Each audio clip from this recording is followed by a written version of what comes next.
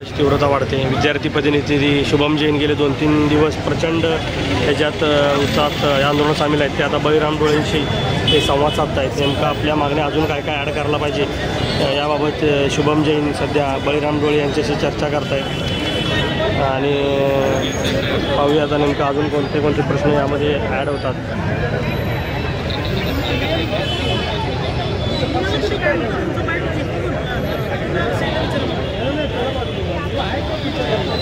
आणि विद्यार्थी प्रतिनिधी शुभम जैन आम्ही पाहतोय गेले 2-3 दिवस इथे ठिय्या मांडून बसलेले आहेत आणि सुप्रिया सुळेंशी देखील त्यांनी संवाद साधला।